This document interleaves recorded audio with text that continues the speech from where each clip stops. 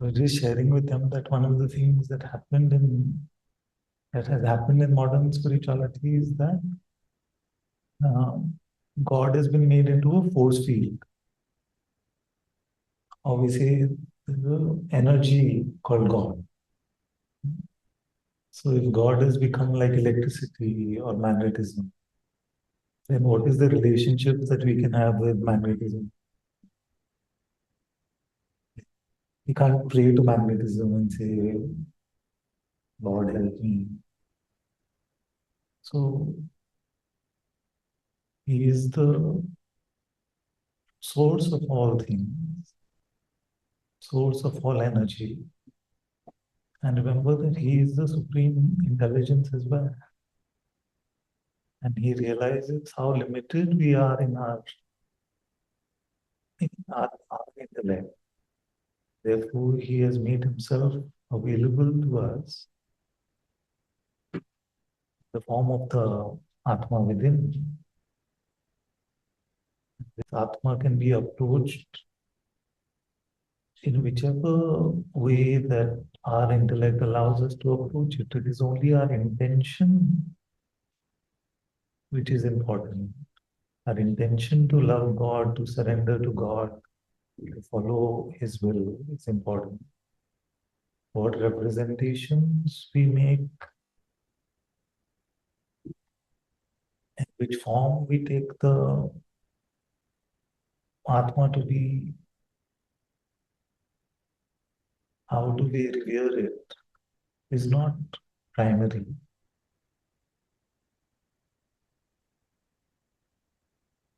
But I would only say that in my experience, the most intimate reverence, the most intimate surrender is in that empty loving of God's presence in our hearts.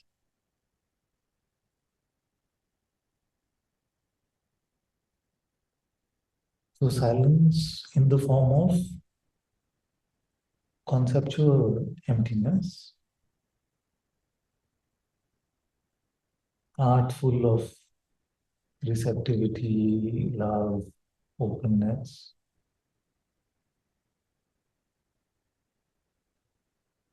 and the will that is surrender.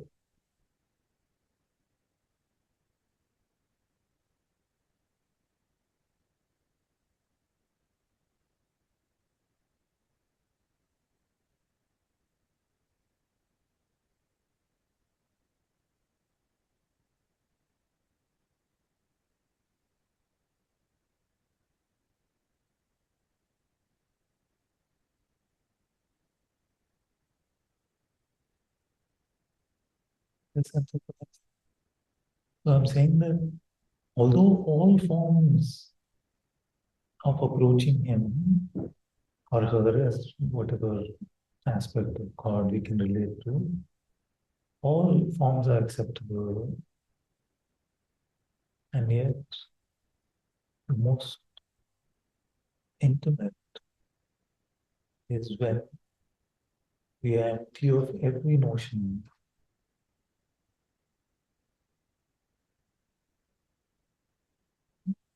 empty of every notion.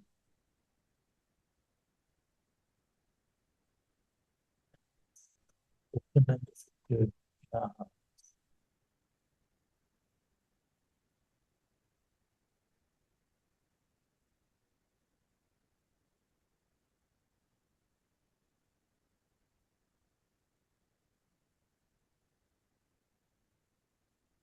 feels like a loving receptivity, a loving openness.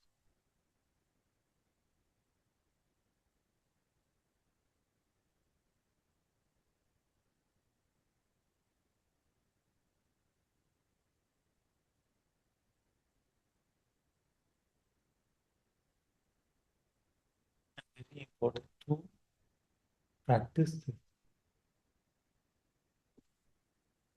To understand this is one thing. Just like humility, we may understand what humility is, but unless we practice it on a daily basis,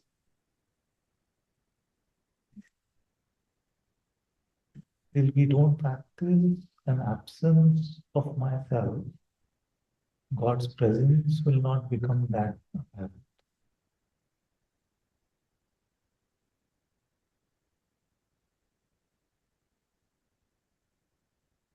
Whether we say I am the practice of staying with the I am, which is God's presence, or I am the practice of remaining empty of myself. It's the same, but it's very important to practice.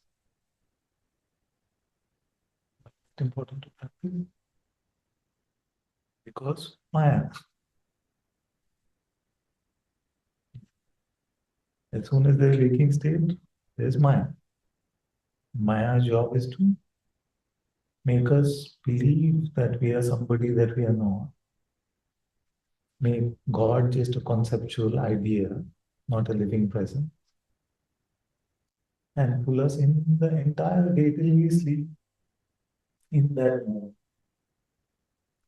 So unless we've taken that 15 minutes, half an hour, 1 hour, 2 hours, 4 hours, when we practice letting go of conceptual ideas in a focused way, when there is so much stimulus around us, then we will not be able to let go of our idea. It's very important to, just like last time I was saying, we can't expect to do suddenly go to 100 kg weight. We should practice every day, build up, start with 10 kgs, go to 15, 20, like that. Then you'll be able to. But in spirituality, we expect that we can transcend Maya just like that. So it's very important to start with the 10 minutes empty, loving God's presence.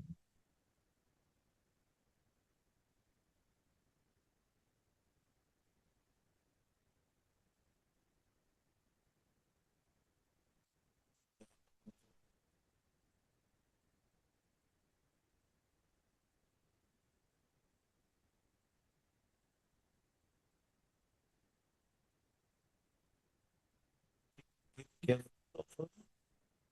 conceptual transcendence. मैं तो समझ गया हूं कि मैं ये नहीं हूं, but this samaj, so let me translate for everyone. I have now understood that I am not this. You see? But this understanding, as long as it remains merely conceptual, then is not that much more valuable than the prior understanding that you have. Unfortunately, in a lot of modern Advaita, a lot of our brothers and sisters get caught up in a conceptual transcendence. So when it is very convenient to them, they are, I'm not this. But it is not yet well lived experience. Why? I almost feel very strongly that point when I'm telling myself and witnessing actually feels very fake because you're still, you're not feeling at peace. So I guess I'm asking by that point, what is This is very important. This is exactly what I was pointing to. The conceptual transcendence. That, oh, I am the witness. There is a value in that pointer, but not as a band-aid. So what happens is that our recognition of who we are must become that deeply ingrained that just like we don't have to remind ourselves, I don't have to remind myself I am Ananta. I don't have to remind myself I am the witness in that situation. And that is what, when our inside becomes a lived inside, and those excursions to the identity become very rare. So, when our life is flowing, it is like the sharing of satsang, where it is the watching of this mouth move, watching of these words come out, so watching of the teacher role being played, but actually no identification or minimalistic identification with that naturally.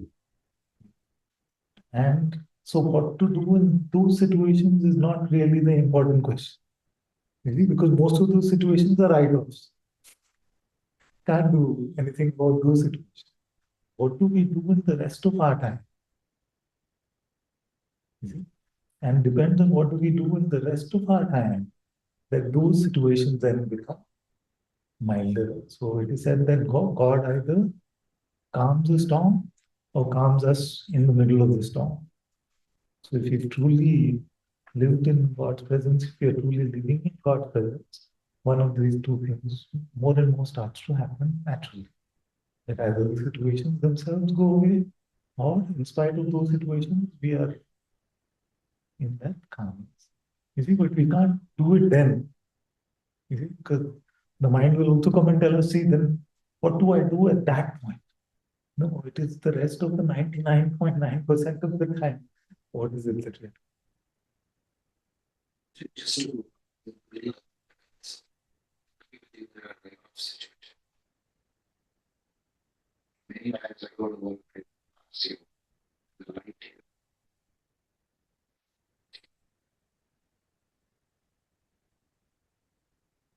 seeing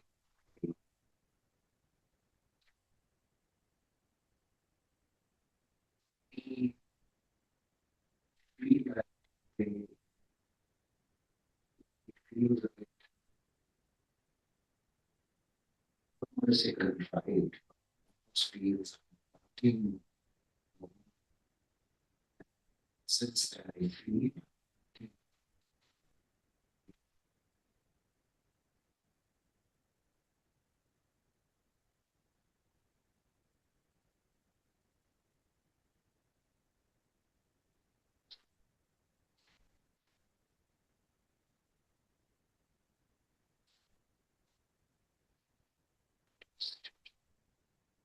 Yes, I'm not sure if I fully understood the the context, which is that many times you cross through in this light, and then the traffic light outside, and then you feel like, should I go up? no. Let's use this. Yes. Yes. You know, you're waiting in a traffic light. A lot of times, you know, you're thinking about your email, saying apartments, not thinking about it.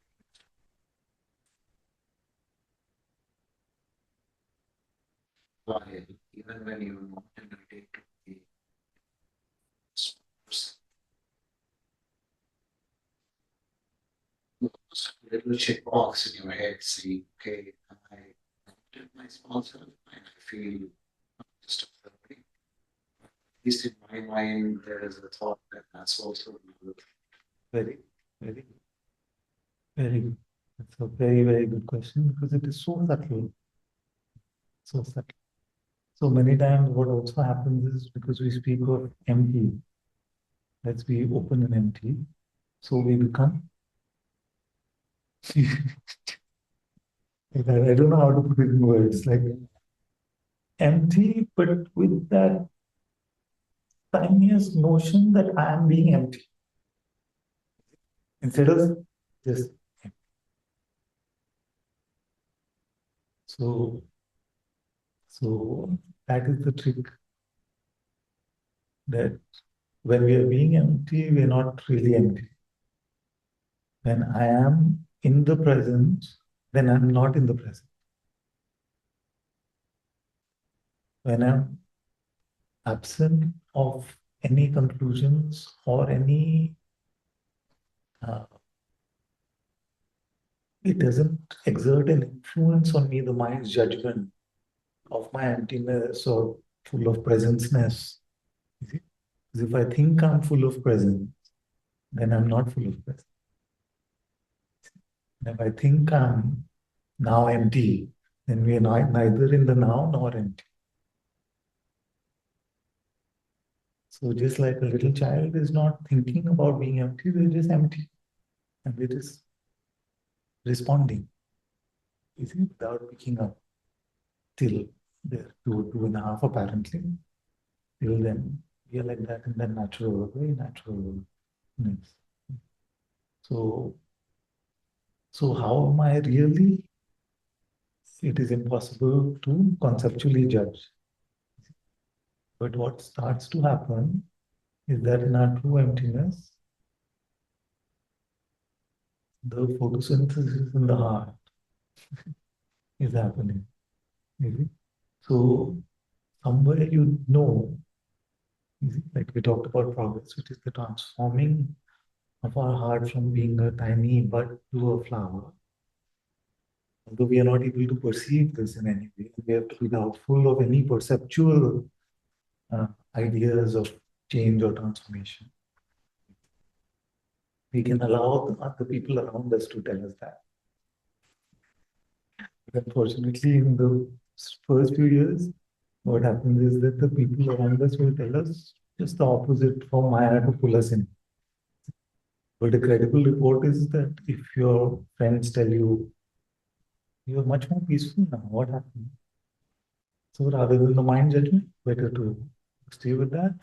But then that does not mean there is no way to know whether I'm on the right track. We know wordlessly in our heart. It's like we feel affection or love for our parents. We know we love them. We don't have to remind ourselves. We don't need conceptual ideas. We just have a sense. So in our heart, we have the sense that God is pulling us in closer, um, on the right track. Although these words may rarely come, because the words are very tiny compared to what you're actually finding. That is why we can never judge what happens in our sadhana. In fact, many times when we take our sadhana to be a great sadhana, you see that there's no bad sadhana. That may be all right. But when we say our sadhana was really bad today, it was full of distraction, it felt like a fight. You see, because this thought of this particular thing kept bothering me. And then that fight may be very useful sadhana. Because you turn to God 100 times. Some days are beautiful sadhana that you just turn to God, say Ram.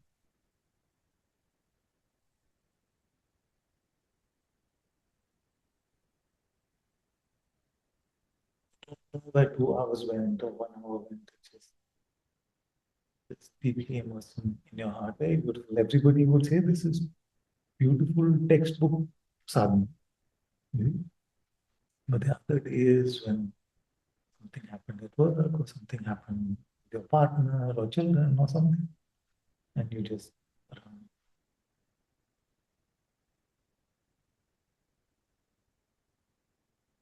so you're lost for 5 minutes. You remember, oh, I'm sitting down to pray. And you say Ram.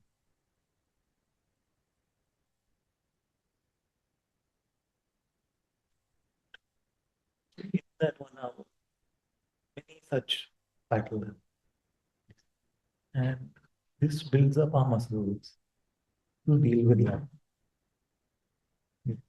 So in life, constantly these things are happening. So the mistaken idea is that when our focused prayer stops or focused inquiry stops, it is a mistaken idea that our spiritual sadhana is done for the day. Those are just the vitamins we have to take to live the rest of the day spiritually. And unless we had those vitamins, we will not have the strength to fight these things when somebody is being obnoxious in front of us, being prideful, being whatever. Then we have to be able to practice that muscle, that same thing of returning to God's presence. So if you've not done it with eyes closed in a focused way, we will not be able to do it with eyes open. So that bodybuilding sadhana is also very Now, what happens? That's why we cannot judge what is the better prayer. Okay, then what happens? We come to the edge of our perceptual ability and we rest over there, is it? Now we are only dependent on faith. And remember that faith is not a blind belief. Faith is something deeper which tells you intuitively something good is happening. I can't see. To the mind, it's a complete waste of time. I seem to be sitting in an abyss, absent of perceptual knowledge. And yet, I can confirm the light of the Atma. How I confirm, I don't know. That is why some sages call it the dazzling darkness. Yeah, it doesn't mean it is a dark circle with a halo. It just means that this light of the Atma is both perceivable and unperceivable. So we can say neither perceivable nor unperceivable. Language meets its boundary over there. But to sit there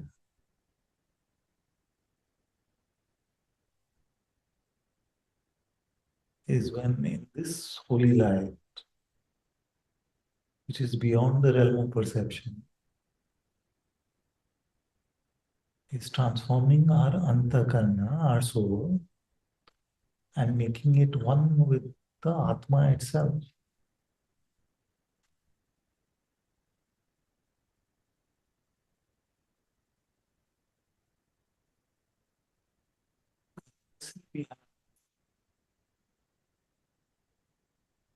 If you take all the fertile ground, which is faith, patience, humility, all of these things are the fertile ground. But what is the only currency we seem to have to increase this light of presence, to fill it up, fill our insides completely in this? The only currency we have is time.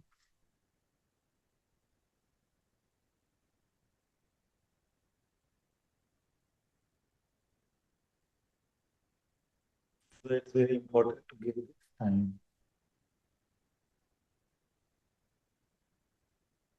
We want to carry the weight of the world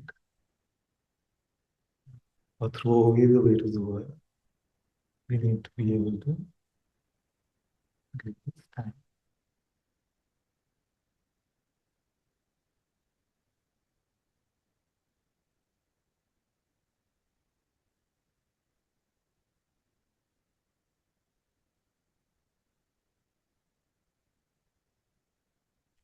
Time loving is to love God with all our heart.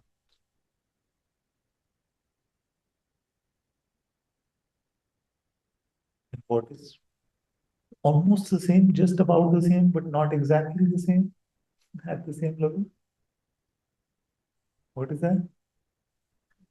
Uh, consent. All that is useful to for us to love God in this way. Having the temple. The only other thing that comes almost close but not quite, and yet most important, is to love our brothers and sisters the same.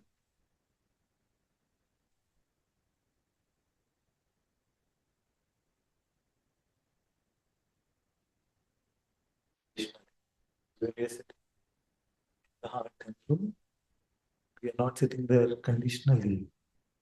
Because even if the idea is I'm sitting there, we are not sitting.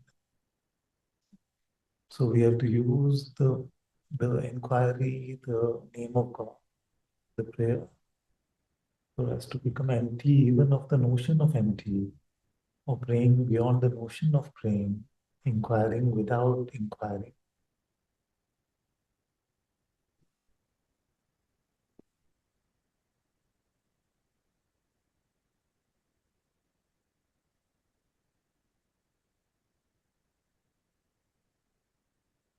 So this is what you are practicing, letting go of the mind and remaining with the spirit, with the Atma. Now, as we bring this into practice into our day-to-day life, every opportunity that we turn away from hate, anger, separation, and drown it in love, or even if it doesn't feel like love, at least a neutrality, then that is also to deepen our spiritual life.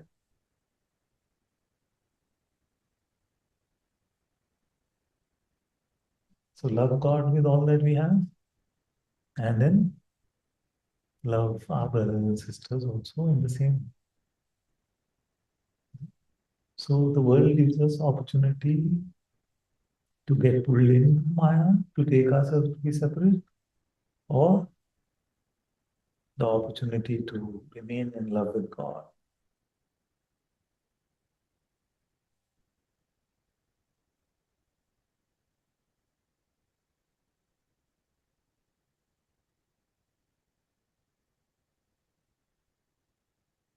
Second cannot happen, or usually does not happen without the first.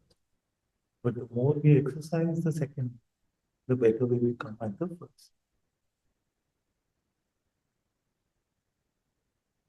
So don't try to be Parshuram or Durvasa.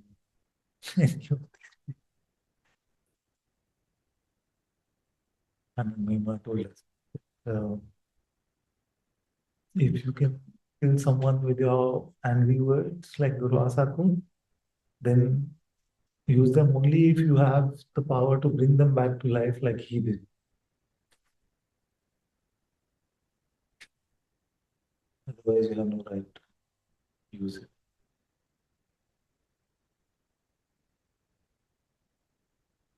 Why? Because of this. What is the project of our life? You all have been given what is the right container? You've been given a lamp. Let's say a lamp. Now that lamp can be full of God's love and can be lit by the light of the Atma. Now, do you want this lamp to die without coming to that possibility, without coming to that reality of that possibility which has been given to all of us?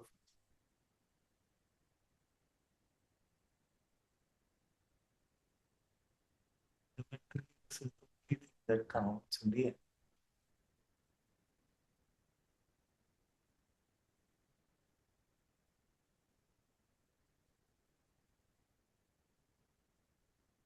So if you read Ramji's lamentation in the second chapter, first chapter or second chapter of Yoga Vashisht, or you read the Ecclesiastes, where the recognition is clear that if you really look for it, we find no meaning in this life. And the only meaning is found in Atma Gyan.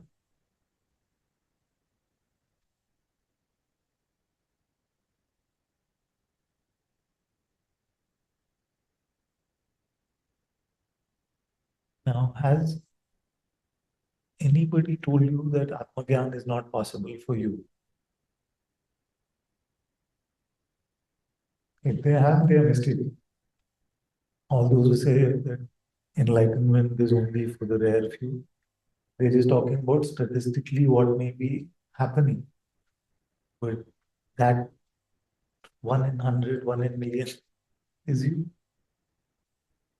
The possibility is as much in you as anyone else. So don't get into this mistaken idea that Atmagyan is not for me. I just want a peaceful life. Firstly, a peaceful life is not possible without Atmagyan. As much as people may pose, as long as there's misidentification, there is going to be suffering. And whether we come to our true recognition through the love for God or through the inquiry into the nature of who we are, we come to the same point. Either through prayerful contemplation, we come to the edge of our perception and we look at that which is beyond explanation. All through our inquiry, we come to the same point.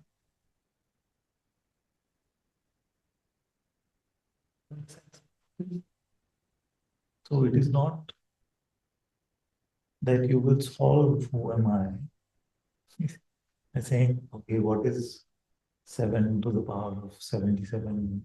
If you think about it like that and keep it in your mind intellect system, then the answer may come. But this who am I is not to be solved in that instrument. The who am I is meant to put a pause into the mechanism of thinking, of intellectualizing. So you come to the holy place where the Atma within shows us the reality of its own source. So when Nisargadatta Maharaj's guru said, stay with the sense I am, that's what he was doing, bringing him to the Atma within. And Maharaj said, just 3 years, I stayed with the sense of being, sense I am, and I realized who I was. He didn't say I solved it or I figured it out. It's more of a staying than a doing. Where do we have to stay?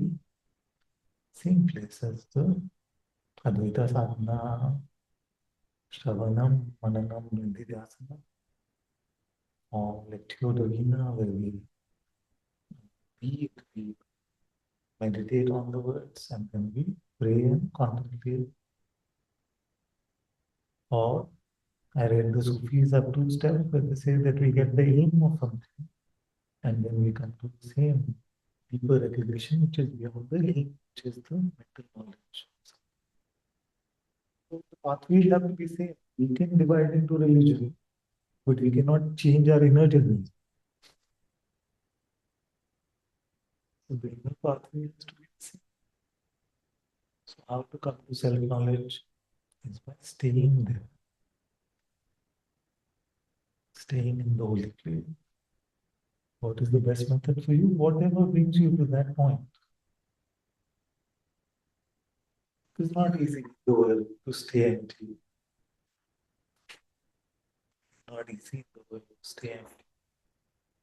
So if who am I? Does it use that? Ram, does it use that? Allah.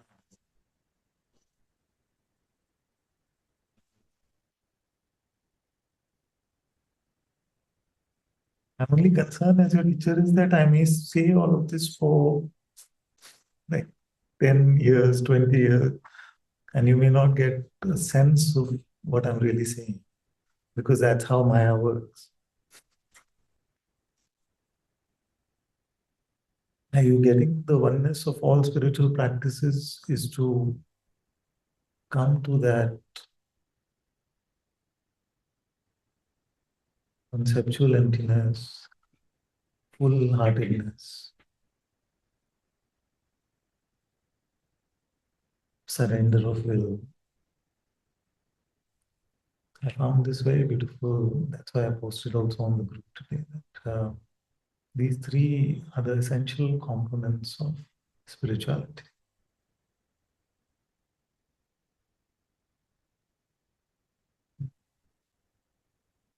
Empty conceptually, not taking yourself to be anything at all, not creating a mental relationship with anything at all. Empty.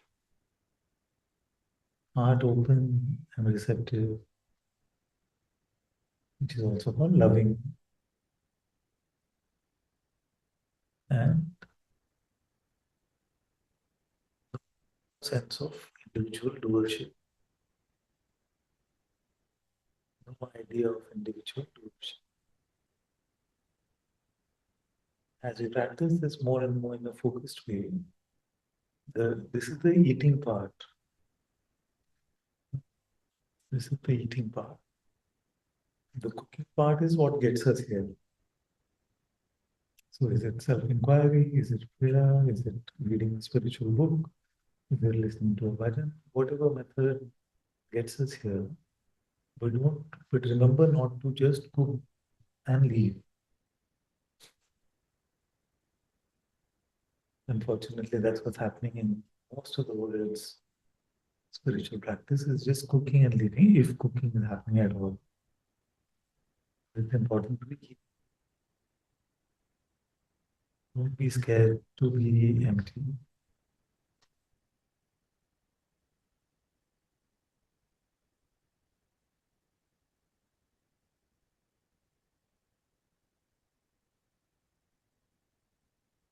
What is the problem with meaning empty?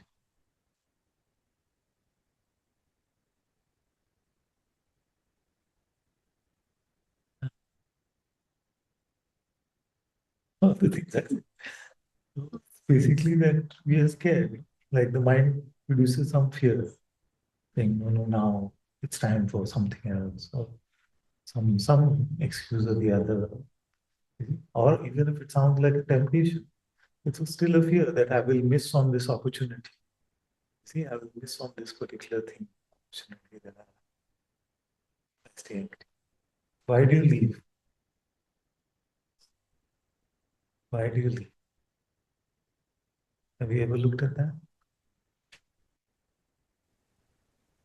Still at the day, we need your mind to make a decision on what would happen if like, if I'm talking and I really have no clue what I'm saying. I need to think before I can do an action or speak anything. When it Not true. yeah, but that's really comes. That's all. Trust. That's all. So that interaction with Papaji always stays with me. Where this man says, Papaji, at your feet, everything is just so good. But when I go into the marketplace of the world, then it gets to me, then I lose it. And Papaji said something very beautiful. He said, why do you leave?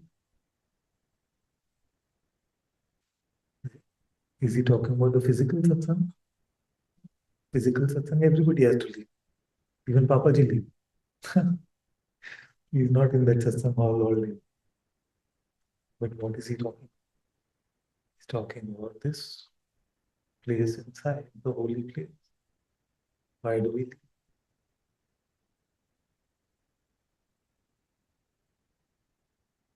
And the sages have reminded us over and over that everything in your life can unfold. Just you stay there.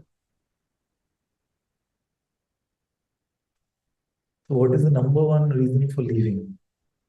Even for those who know this.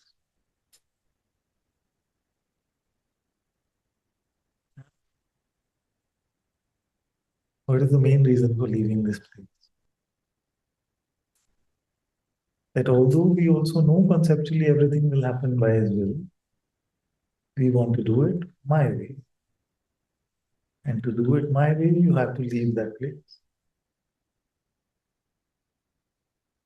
Is it a fair exchange?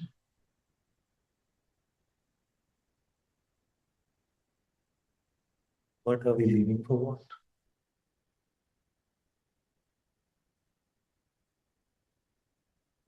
So basically, we live in a constant FOMO.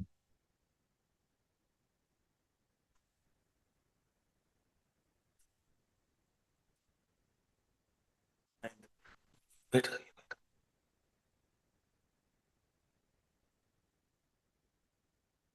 try staying there and allow it to unfold from there. But you cannot stay there and allow it to unfold from there unless you have practiced staying there for a fair amount of time.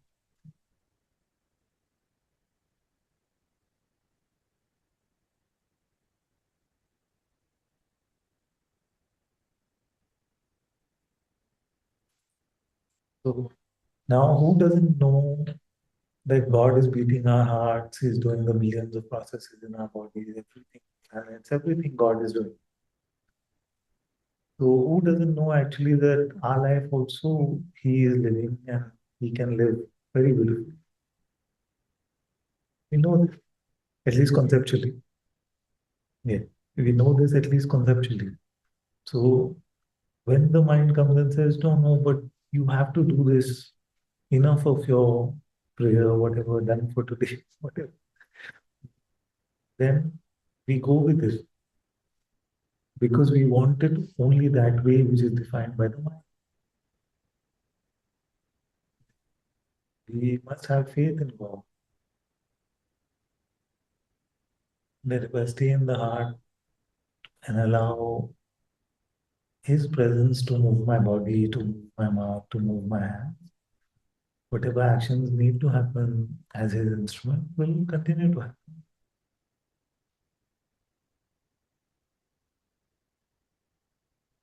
So no matter what is happening on the outside, it is from there that you will be able to live with patience and love.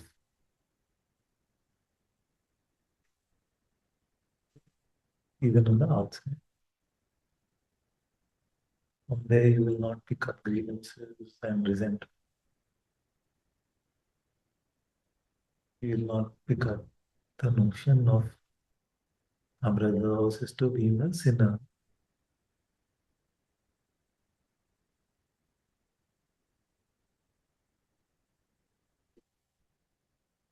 There we are so immersed in His love that all that we are trying to do forcibly remain as a witness, you know, just observe all of those things forcibly. You don't have to be done forcibly. You just like in school when you first fell in love, you were still sitting in class and making your notes, but you were in some other world. His love becomes like that, much more than that. You're like, sorry, one thing, which is that what is the point of I have no time to waste in judging my brother or sister. Just so immersed in loving him. See,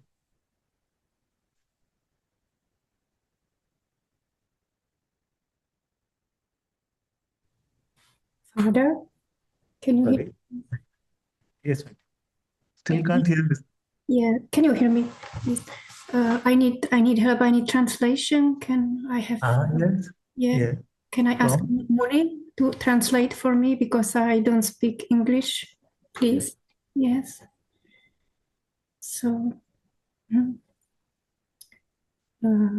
když mluvíš,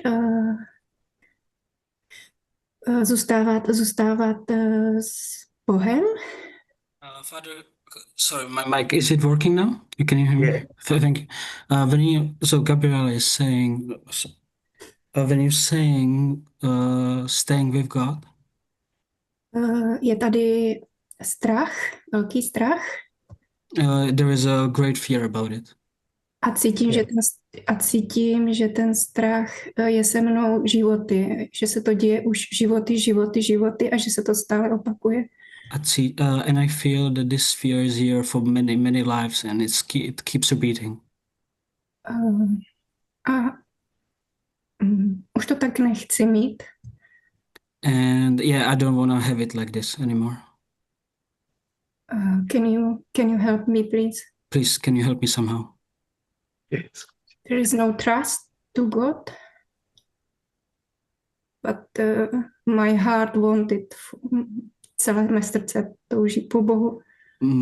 My heart, my all heart is yearning for God. Very good. So let me clarify one thing.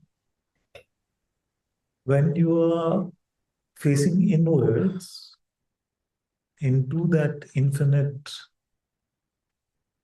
vastness, is that when the fear comes, or just the idea of turning inwards is scary? Představa. The idea of it. But when you do try, then what happens? A potom, když to zkusíš, co se stane? Teď to zrovna nejde. Ten strach je tak velký, že to teď zrovna nejde. Yeah, it's not possible right now because the fear is so great, it seems. Yes, but even if not now, what is your experience in the past? Maybe I keep yeah, ale i když teď to nejde, jaké je tvůj zkušenost toho z minula?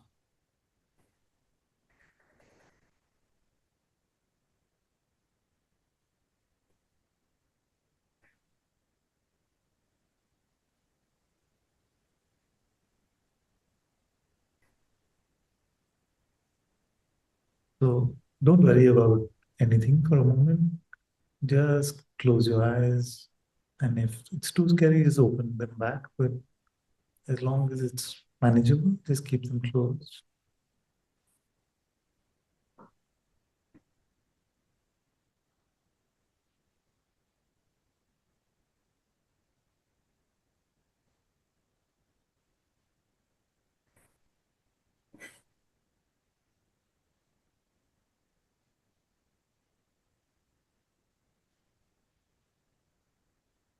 If you're observing some sensations and calling them fear, just try to be empty of the label first and try to notice where are those sensations appearing? In which space are these sensations?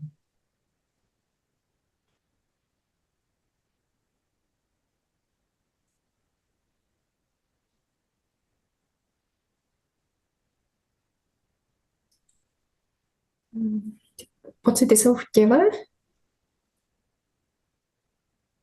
The feelings, the mic, testing mic. So yeah, the feelings are in the body.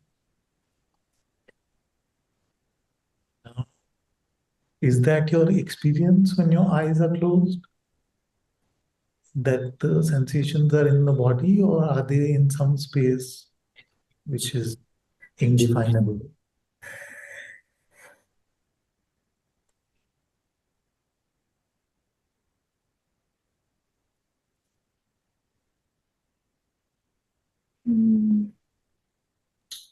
V těle a všude okolo? So it feels to be in the body and all around. But the body is now what? Another sensation, isn't it? Or a set of sensations. To tělo je teď... Slyšíš, Gabi? Ale to tělo je teď další pocit, že jo? Sorry, it's maybe if you can repeat, please. How is the body itself experienced when your eyes are closed? Yes. How? In what way is it experienced? Yes, body is here. In what way? Is it like a sensation, a set of sensations?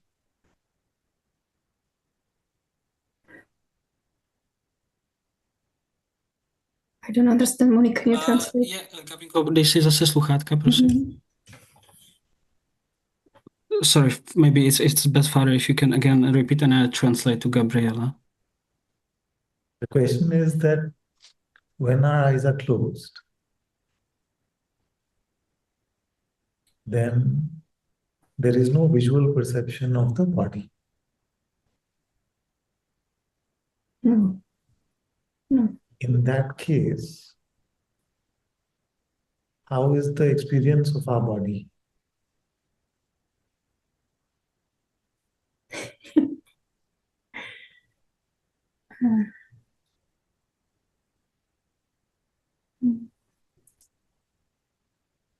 Není to prožitek těla v ten moment. Není prožitek těla v ten moment. In that moment, there's no experience of the body. Okay, so let's take that to be true for a moment. Now, let's answer the question again. where is the sensation which we are calling fear experienced?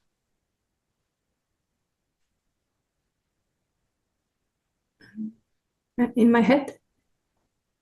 Yes. Let's look again and just tell me from what you see.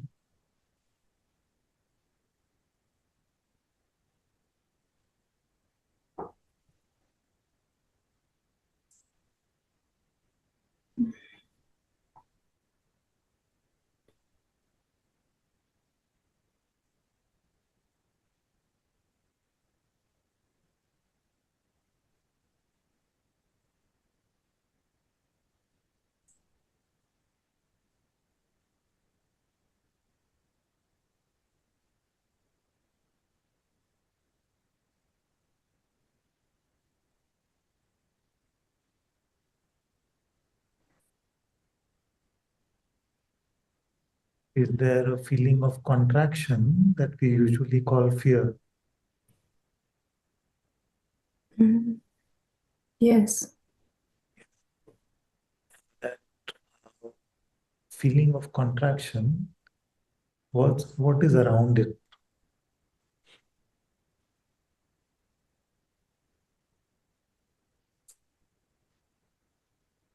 It is the fear not to be.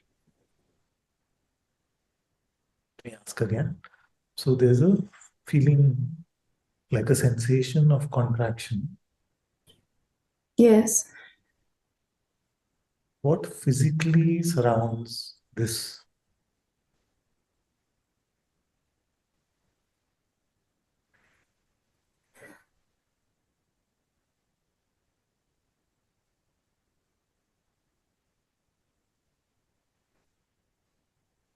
Let me ask in another way.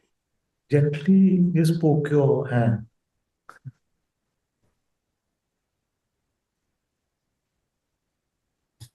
Mm. Yes, Yes. exactly. Now, the feeling of that sensation, where is that arising? What is it surrounded by?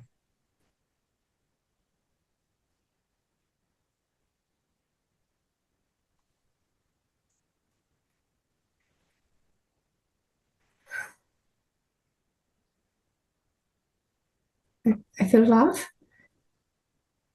Yes. So that's a good answer for now.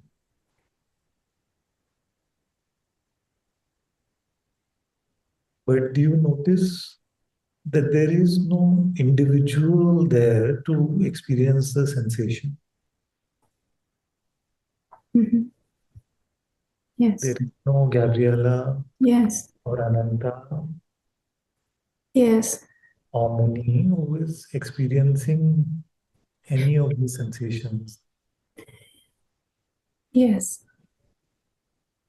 And they appear in a space of all perception.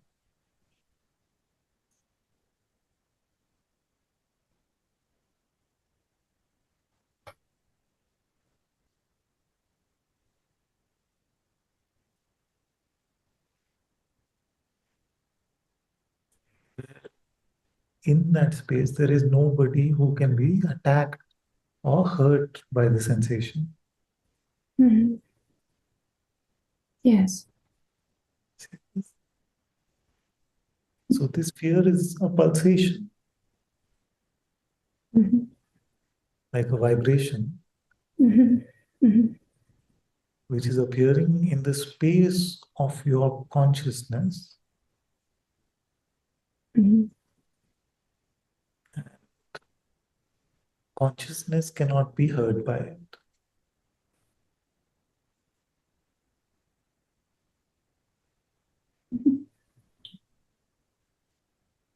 So the one that can be hurt by it or is affected by it is only a figment of our imagination. Yes.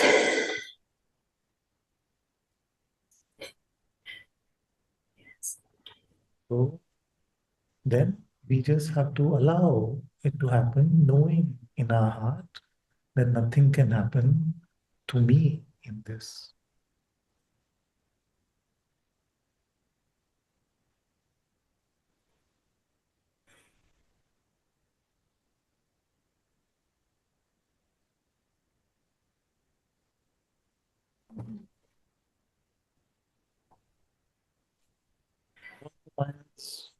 narrative of us not being able to meet God in the heart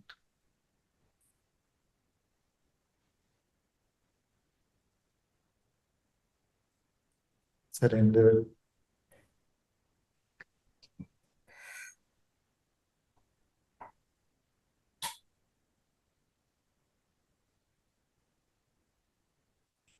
The allowing of all these sensations to play out is easy because I am not getting hurt by any sensation.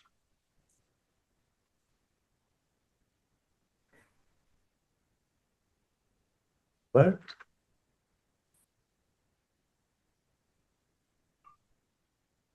there are but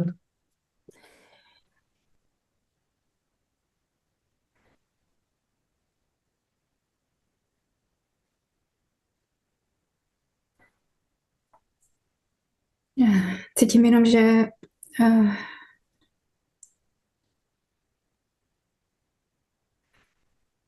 že musím nechat jít tu myšlenku, že je tu nějaké ale. Only I feel that I have to let go of the thought that there is some but. Yes. you have to let go of every thought. Mhm. So the invitation to ask that was just to know if you are believing any doubt about this.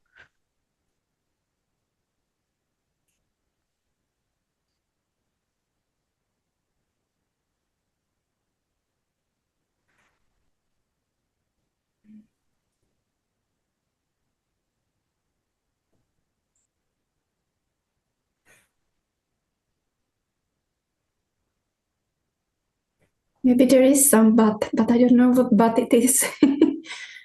Then it's not there. You don't know it's not there. Mhm. Mhm. Okay. The trouble is only in the knowing. Mhm. Yeah, I don't have to know. I don't have to know. Yes.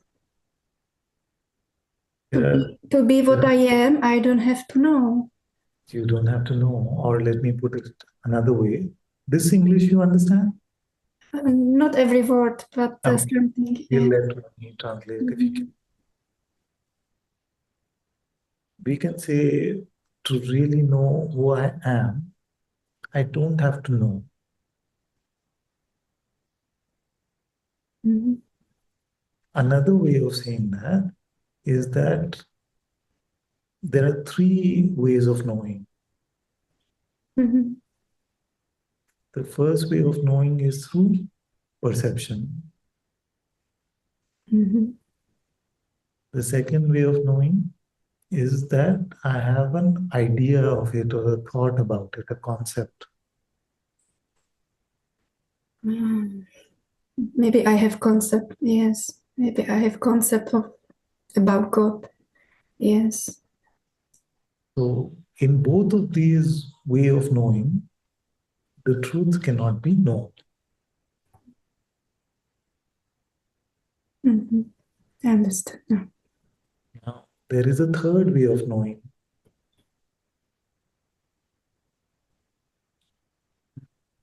That third way of knowing is called Atmagyan, Mm. which is translated roughly into self-knowledge. Mhm. This knowing can simply be known as heart knowledge. Yes. So just like you know love in your heart,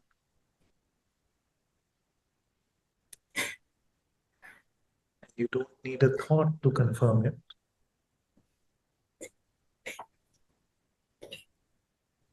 In the same way, in your heart, you will know who you are and what is true.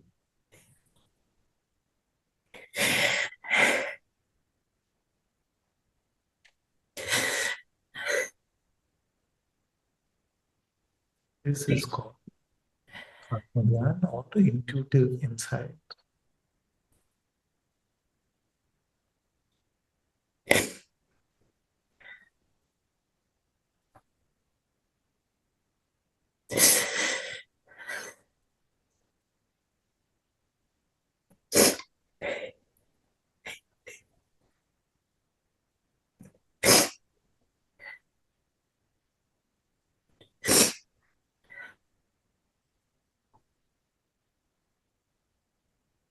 This is the only true way of knowing. Capital K.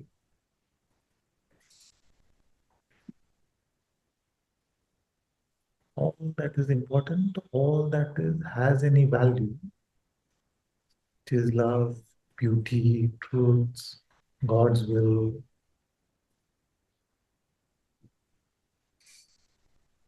God's presence, the unperceivable light of the Spirit.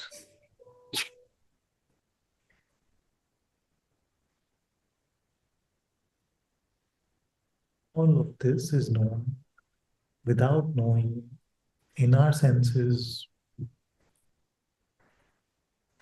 or in our conceptual understanding.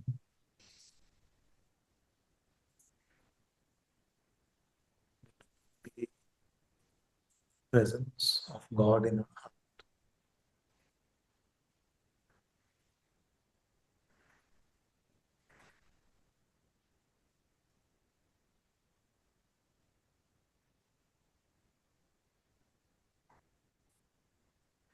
Thank you, Father. Thank you. Thank you so much. Thank you.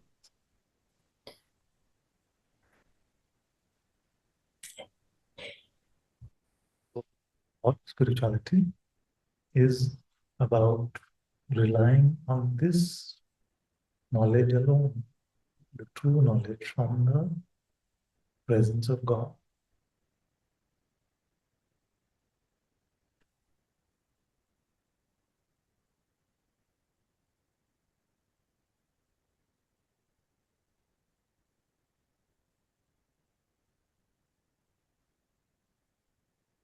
Sages tell us that we must look now only from the eyes of the heart.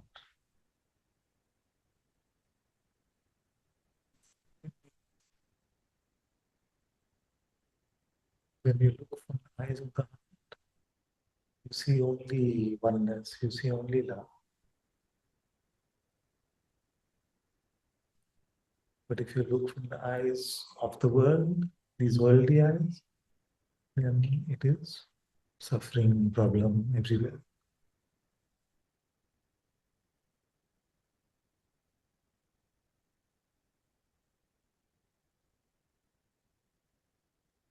This is the skill we have to learn. We have to learn to live in our heart, to look from there.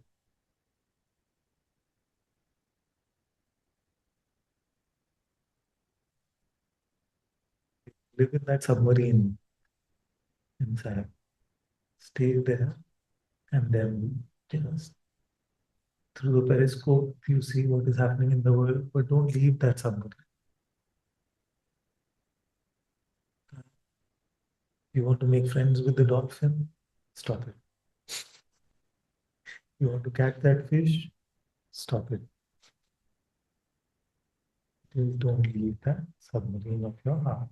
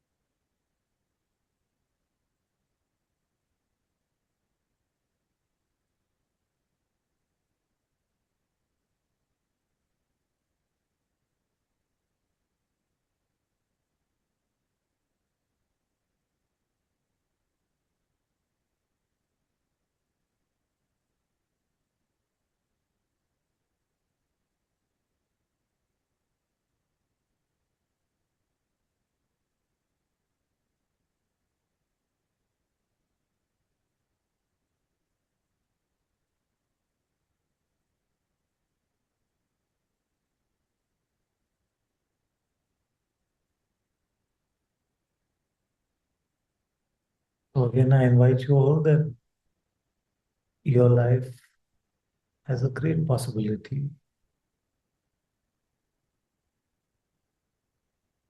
This possibility is that you become the instrument of the Atma itself.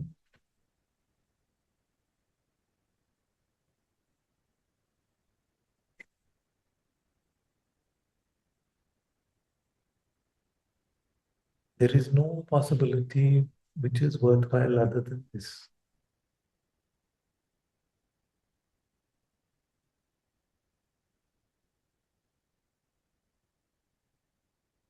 All other possibilities in the realm of Maya, the realm of coming and going.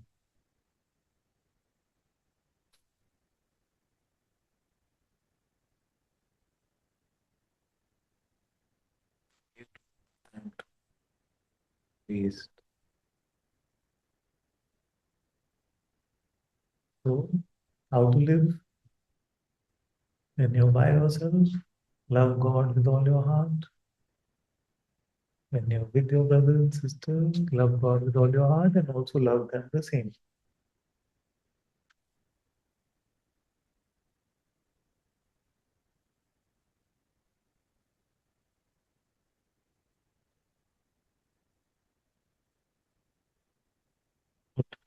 Difficult? Right.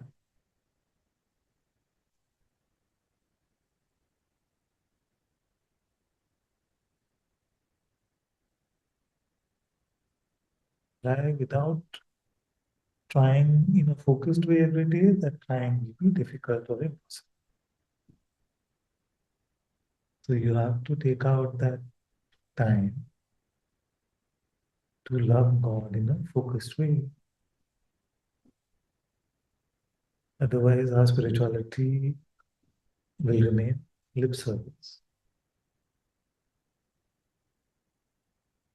Armchair spirituality, where you can talk about a lot of big things, but it has to translate into your lived life.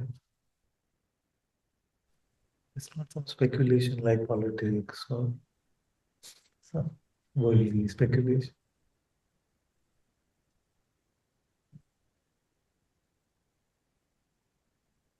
Atmagyan is what we are designed for. Atma Darshan is what we are designed for.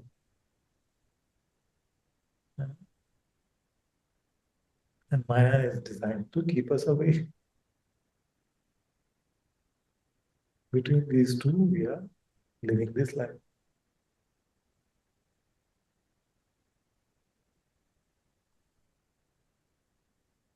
What is more natural? More natural has to be what happens when we that. But the more natural is that which happens when we let ourselves go. We let ourselves go, then we gravitate towards the presence of God in our heart. So that is actually simpler, but our habit has become like an addiction to the mind.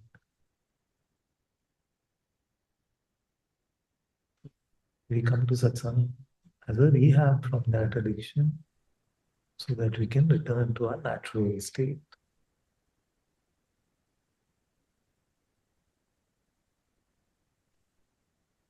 We ate the poison apple and now we are in satsang to vomit it out.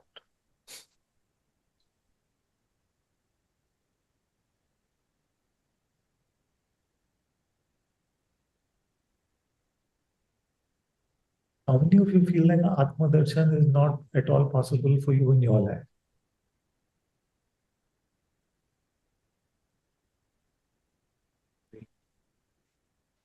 None of you raise your hand. Okay, good. So, how many of you feel like you intend to make this the main project of your life? All of you intend to, or hopefully you will intend to. What is the next step after the intention?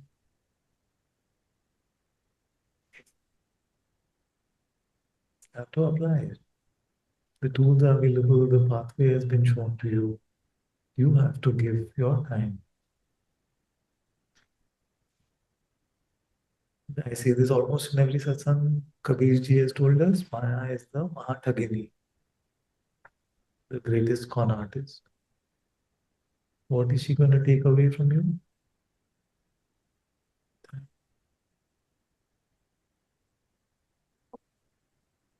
Are you realizing the trick every day when you have something that keeps you away from God? It must be Maya.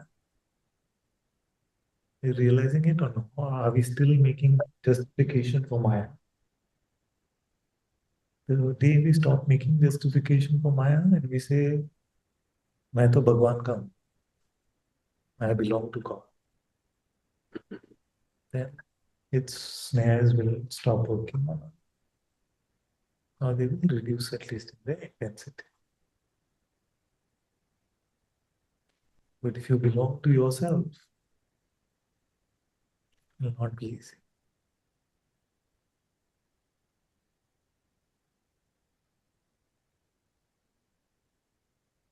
Hand over yourself as a little baby to God's lap.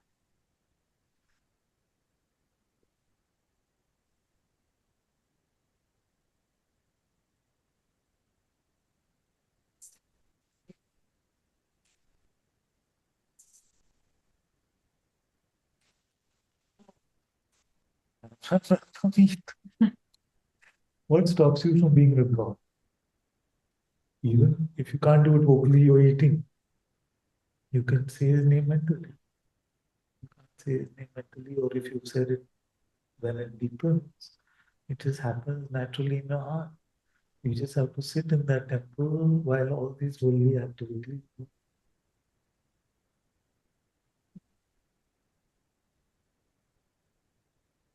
What's the mind?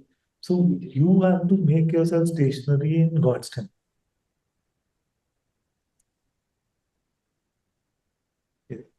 Then the body can move around where it wants, but you are stationary in God's temple.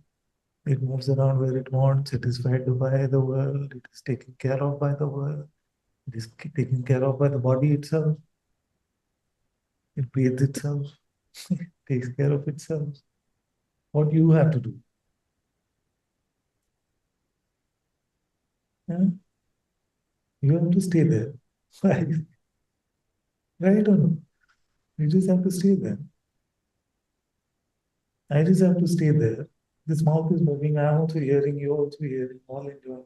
What's it? But if I make an Ananta out of it, a me out of it, no, please. Yeah? Understand what I am trying to tell you. It is important for me for you to get this.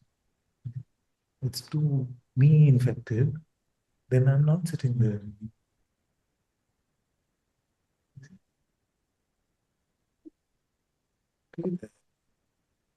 Allow life to. So what if the body needs to work for a maintenance? The temple has to be clean to do all the activities to keep the temple clean.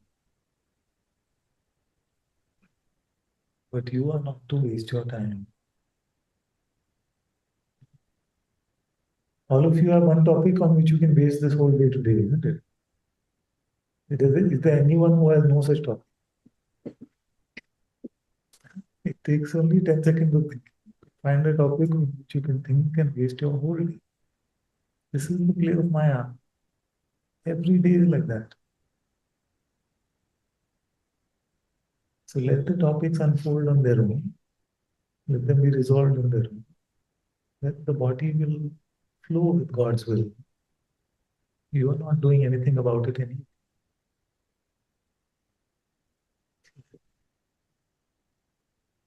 Your job.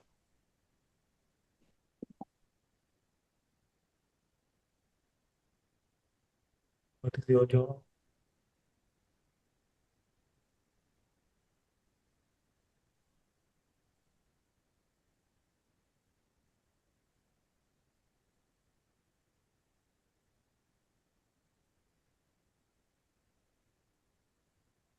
We are made to enjoy God's love.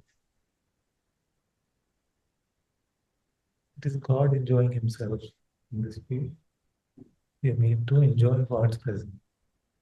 God is experiencing Himself in this field. It's very easy for the mind to make you leave.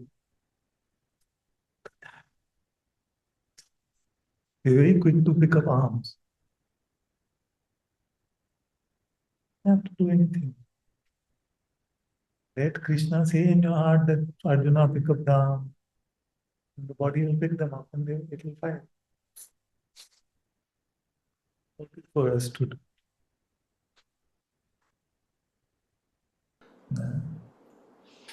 So, I first shared this with some of you there in Bangalore, and the initial reaction was just like too intimidating. It's too, I, I can't be the one. Then I said that for the rest of the day, can you be? Then even that was too intimidating. In the world, so many of us, you see, that can we be for the next 5 minutes just God obsessed, loving God the most? Can we be for the next 1 minute crazy lovers of God? Just crazy. Can we be for 1 minute? What happens? Our self-consciousness starts to come. Just, oh, image, what will I look like? What will my face be like? Let me be composed. All this nonsense gets in the way.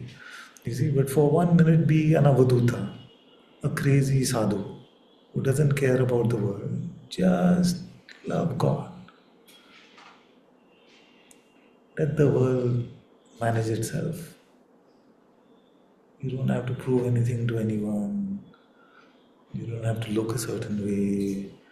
You don't have to be proper. You don't have to be anything at all. Just crazy about God. Yeah? Just like that. Just like that.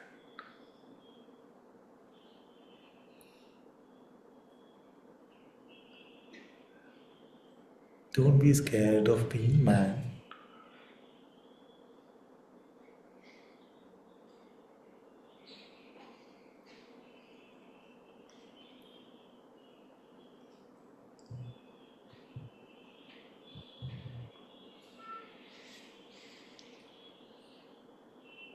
And if this possibility is there in this moment, this possibility is there in every moment.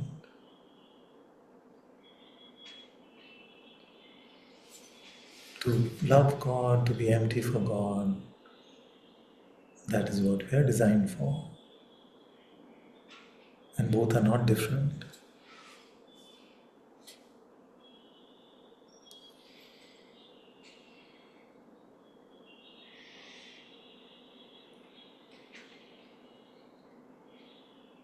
Can you surrender your lives in all these problems you think you have?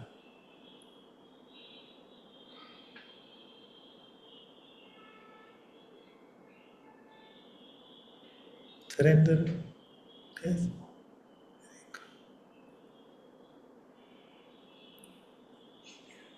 God.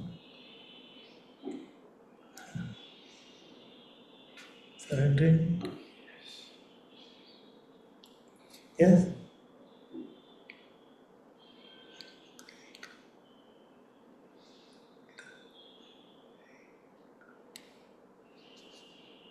Huh? Your life is whose? God.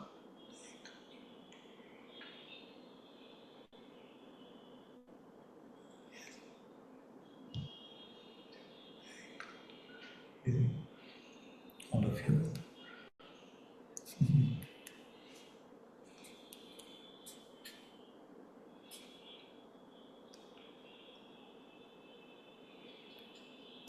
Huh?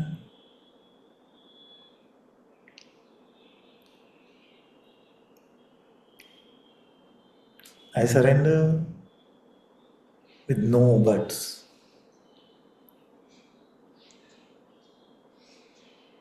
No but.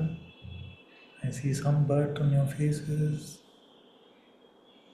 One. Okay, there's one.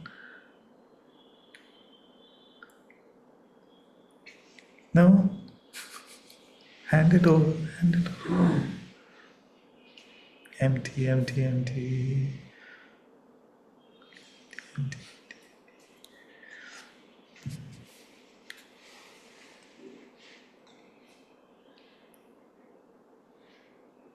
It's a relief.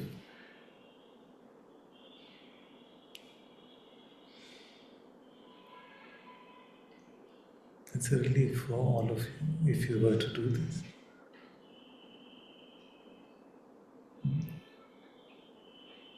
Just hand it over.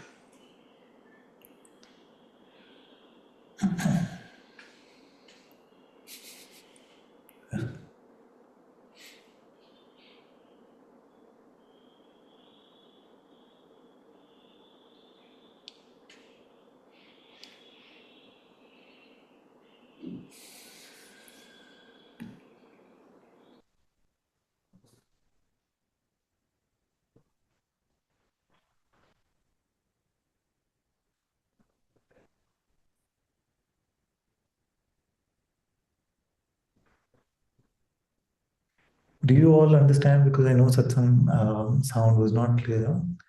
Let me ask some of the main questions, which is when I say go and rest at the edge of your perception, can you experientially tell me if it resonates? You come to the boundary of what can be perceived, and there is no longer anything more to perceive. Just, there's zero response in the room, at least to anything.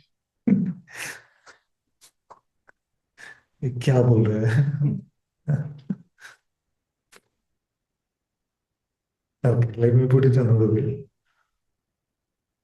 Our attention can bring us a lot of color, light, sound. Yes, that's one end of the spectrum. On the other end, there is like a dark, empty place. Now, have we noticed being at the very edge of that dark, empty place where even that dark, empty is not so visible or apparent? Yes, experiment with this. Where your attention is now fully immersed into your being, so it doesn't seem to have a outer modality of perception, only very subtle. It is meditating.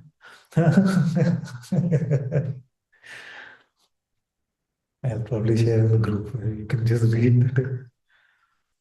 So all this kind of stuff in this mumbly voice with bad sound is not what we have.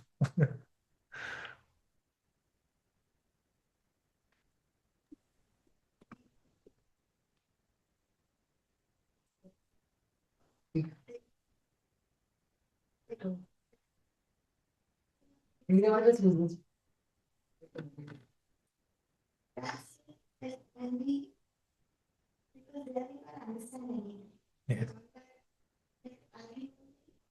There is no understanding possible there at all.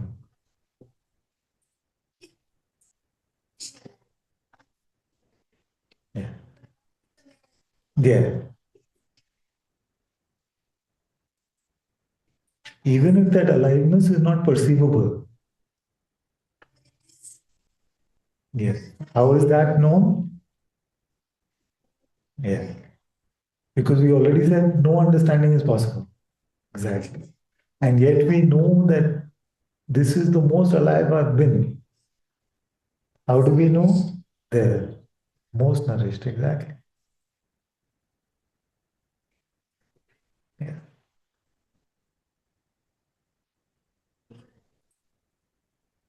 We cannot understand. So we must start to love this absence of conceptual understanding.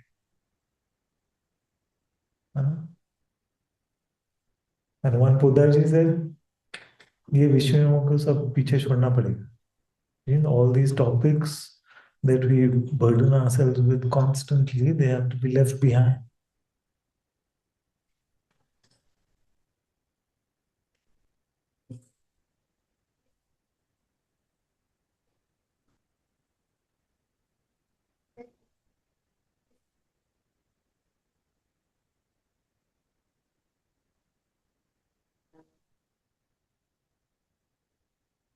Exactly.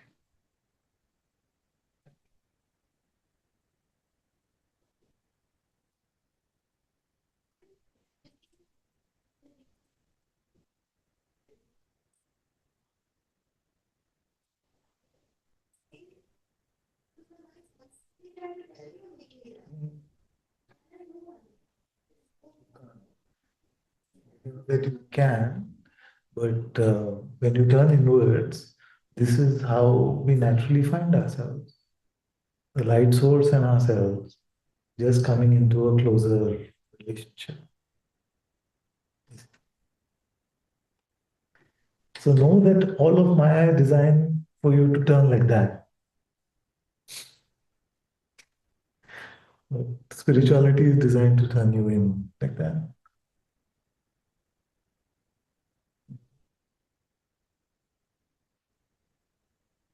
So start to love the loving magnetism from God's light that pulls you in.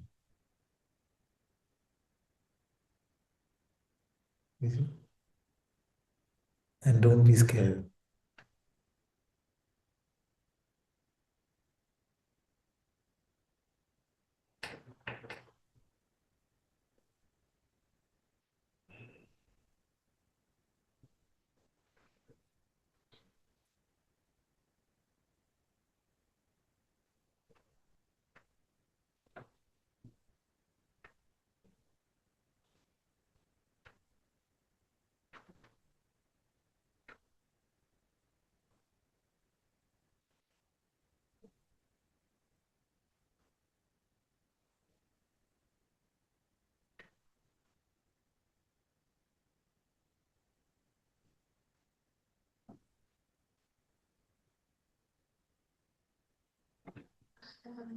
Yeah.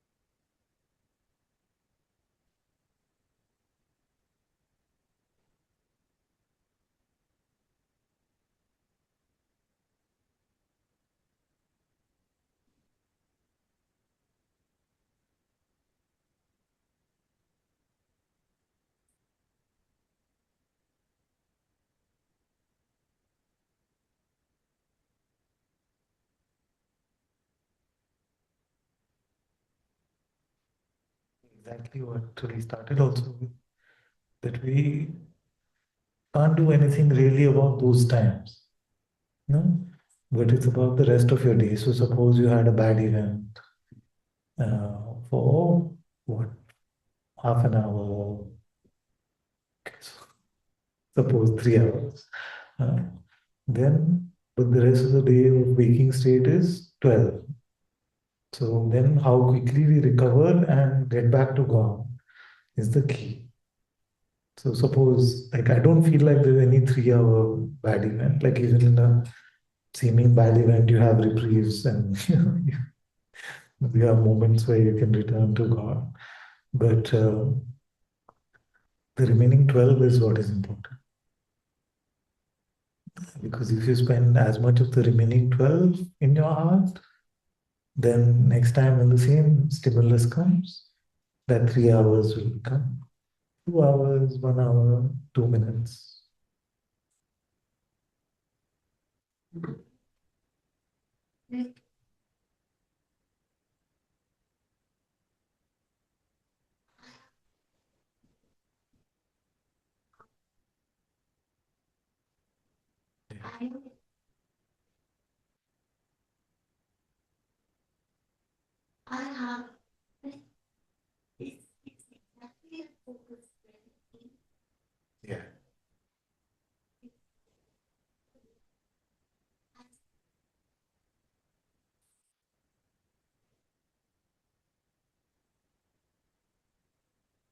Yeah.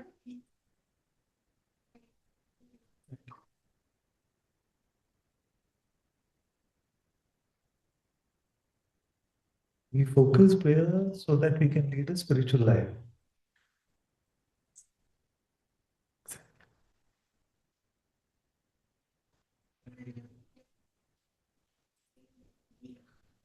No, me too. I'm also just hearing myself over and over.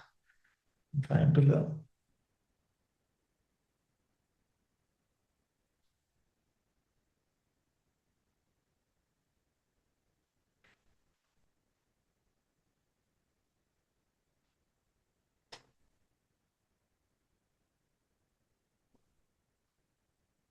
How fast do we recover from a punch from life? Father, Yeah. can I ask you something? Because I was actually reflecting on this over the weekend.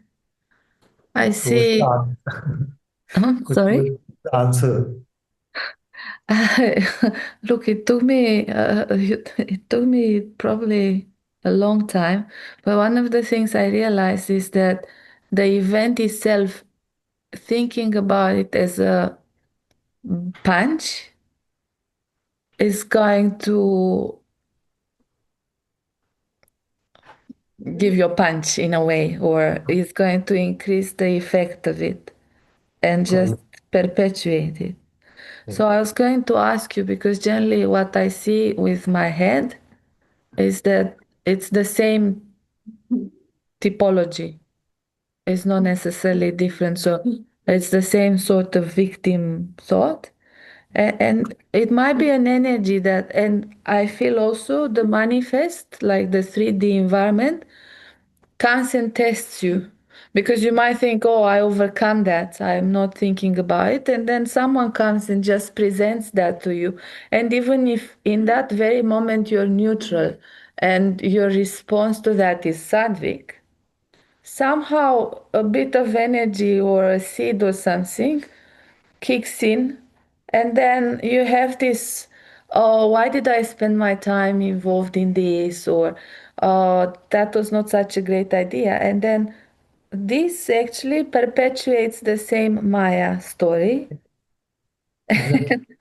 which That is comes, and I was trying to do self-inquiry because this picks up on this identity, the personal I, who wants to achieve something in itself and creates this story over again, yeah.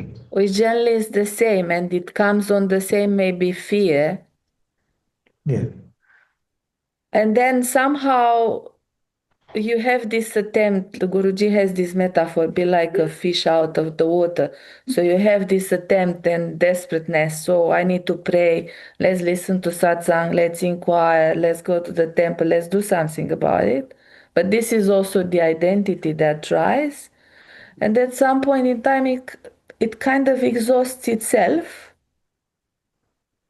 and you're free again. Does it? I don't know if maybe you shed some light on the mechanism of it and how to actually pick it up quicker. No, if it exhausts itself or we get exhausted by it, something gets exhausted. That's true. I like the way you said, for the manifest, you said money fest. So the manifest is basically a money fest right now. It's true. It's all about money. Yeah. Right about the two punch. The second punch is like, I shouldn't have done that. I was meant to remain in my heart about who I was. So we perpetuate the same problem, Yeah. but more, we perpetuate the problem of thinking and we think we are resolving it with more thinking. And that is what the question is about. How fast is our recovery time? Means we've fallen into the ground of this boxing match. So we've fallen for our thinking. How fast do we snap out of it, or do we keep lamenting our thinking with more thinking? You see? True. And many times it also, that lamentation happens in the form of sort of like a thought oriented realization of what I do over and over again. So I say, every time I fall, this is what I do. I don't actually get up. And then it just happens that something has to pull me up. You see, all of that is a perpetuation of that. Of the same story. Yeah. And what kept my attention, I guess, or awareness on this was because previously I asked you in a satsang, I think something, and then you said to me exactly this. So say that one thing I wanted to say, which I've forgotten. Sorry. No, no, no. What we can do is once we recover, you see, if some insight is coming from the heart to share, which is helpful for everyone else to recover as well, then that we can share. Yeah. You see, but It's otherwise, just sharing the diagnosis report of the false doctor who never existed. You see, so all the other false doctors can also try and make sense of it. Is really of no purpose. yeah.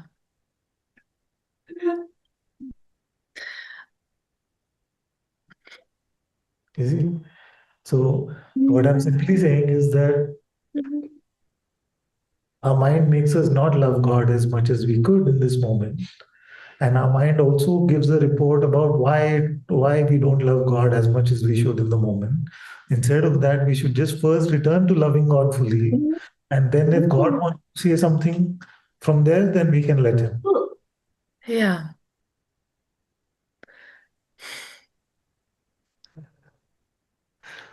Huh? Yes. Yes, to God. Stay there.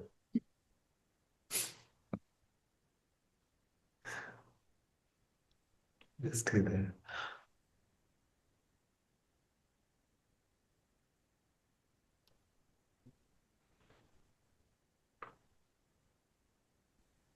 Father, Yeah. can I ask you something about this? Yeah. Um, is is about maybe a confusion because somehow uh, the let's see. Will you forget your question if we take a slight digression? If We take a little detour. no Will no you? no no no no no We no no can. no. Let's see. Let's see. I want us to analyze for a moment what a confusion is.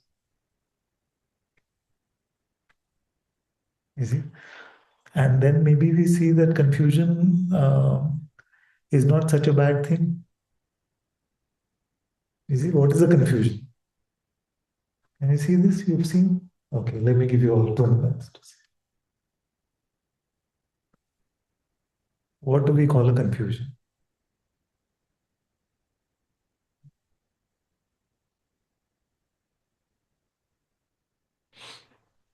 Getting a sense? So confusion, in my seeing, is that when two opposing notions seem equally valid, that's what becomes a confusion. So our intellect is unsettled. What can I stuff into my head more? This side of it or this side of it? And when we don't know what to plug into the narrative more, then we feel a bit helpless and we say that we are confused. Is it more true like this or is it more true like that? It's more true like that. More true like that. But in either, um, the truth cannot be held. You see, at best, they can be pointers to a deeper insight. So, what I'm really trying to say is that because you're transcending the intellect now and learning to live in a newer home, then the poking of incoherent concepts coexisting together in the intellect starts to bother us less and less. And when it starts to bother us less and less, we become strangely more loving in our lives. What is the correlation? The correlation is that we don't need it to be only one way and not the other. We don't need it to be either jnana or bhakti. We don't need it to be man or woman. We don't need it to be right or wrong. We don't need it to be better or worse. You see? And when we don't need it to be this way or that way, then just naturally the source from which all of this comes from, that love starts to shine through more and more. You see?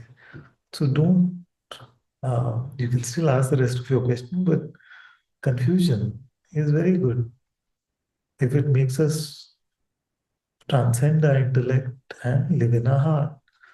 That's why the entirety of one spiritual path is built on confusion. Do you know which one that is? Huh? Well, kind of, but one, I guess. So Zen is built on providing instruction which are meant to be inherently confusing. Why? It's not that those sages were trying to make us fully miserable. It is only so that in trying to resolve this confusion, we see that it cannot be resolved at the level at which the confusion exists, but it has to be transcended to a deeper truth. You see? Where the one-handed clap is very possible. It can be heard. The goose can escape the vase while remaining in the vase.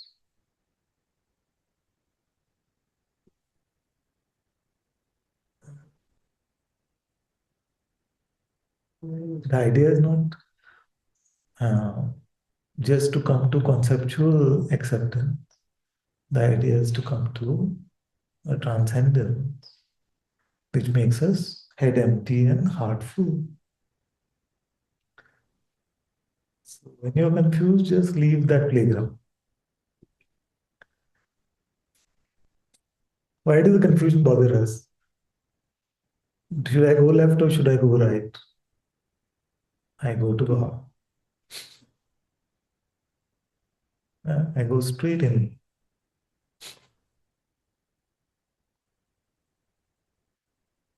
That's the end of decision making. Should I go left? Should I go right? I go within.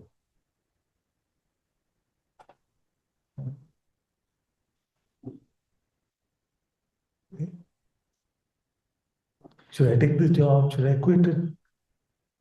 I go to my true job. Should I marry or not marry? Huh? I marry God. If you make him the primary, then we don't really need to understand too much.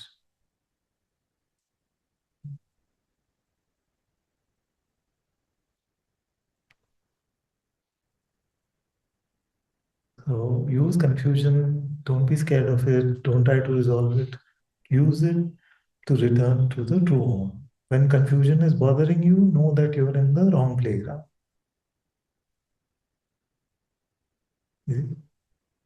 So it becomes, oh, I'm so confused, I'm so confused.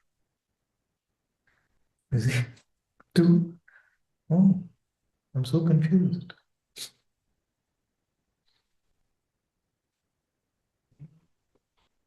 Why should confusion kill us like that? Like make us suffer so much? But there is because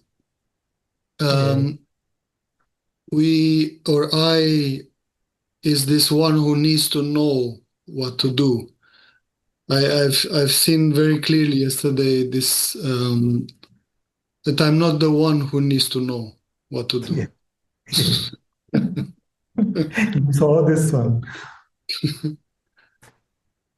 good. It's good. Say again. It's good. I was just saying that I saw that I am not that one. Yeah, I mean it Yeah. plays in language is always plays in that one.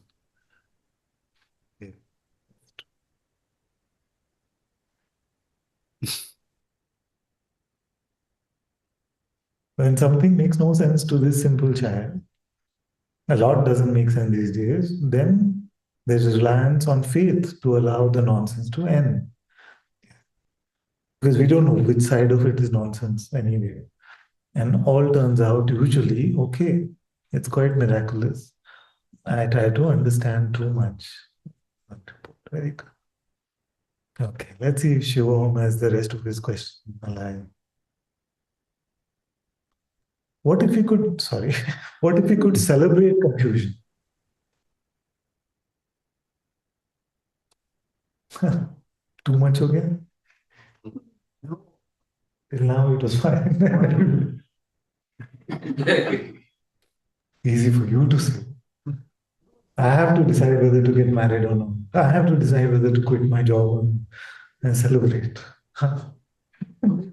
Father, for me, when you said confusion, somehow it meant separation. Separation meant that's very confusing. It is very confusing. Is that good news or bad news?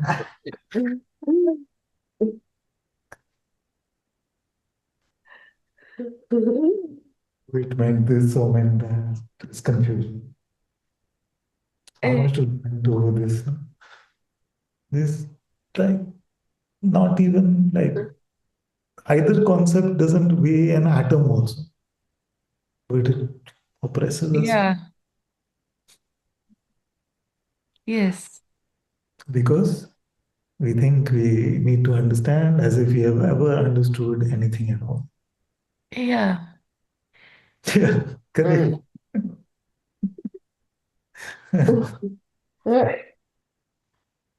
Anna is having a great time, when we are in Satsang.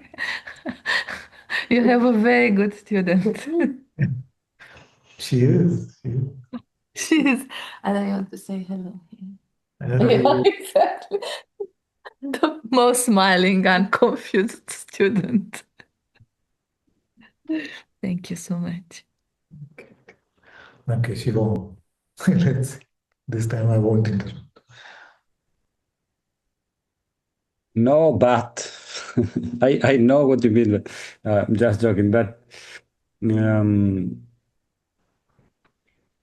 maybe I just want to share a little bit, just to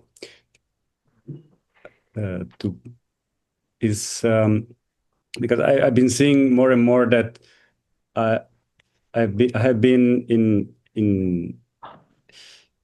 searching for a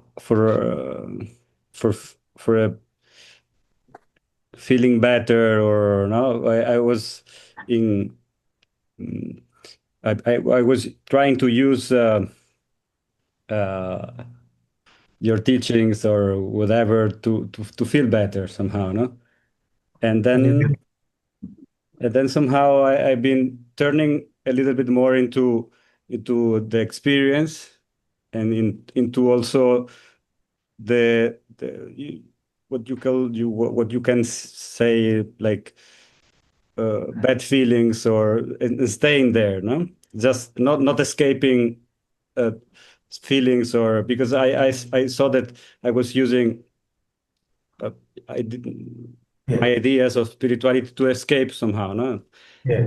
And then I find myself right now that somehow I'm also escaping, like the warm the love of God or something, because I feel that it's somehow another way to escape. I don't know if this is the confusion somehow. This is, I don't know if it's clear. So sorry. What you say about confusion is true. It really resonated, but yeah, I wanted to share to still share. Maybe it's confusing also what I said. Sorry. Yeah. Yeah. So let me see if I frame your question. You say that for a long time you try to use spiritual bypassing to not feel your feelings, and try to use your spirituality to just feel good or feel better. Yes. You're confused whether you can use the love of God also as a method to do this sort of spiritual bypassing or Advaita bypassing or something like that. So it is not possible for us to feel the love of God or for God without us being fully open. And you must experiment with this. You see, that unless we fully open to everything that our life is bringing to us, we cannot feel the love of God. And that is true for all spirituality, including Advaita as well. But unfortunately, in the modern world, Advaita has become conceptual. And conceptually, you can just say, I'm not this, but I'm not this, but I'm not this. You see, but the only way it becomes lived spirituality or lived, I am not this, is when we are fully open to everything first. So to experience everything fully is a prerequisite to both Advaita and to Bhakti. And in this way also, they are fully the same. You see, we cannot have like a defense of not meeting a particular aspect of our insides and want our insides to be full of love for God. In the same way, we cannot hold this, defend one aspect of ourselves and come to the true recognition of the self. In either of these paths, our fists become fully open first. We don't resist any feeling, any event, anything that happens. All the defenses have to be let go of first. So don't worry.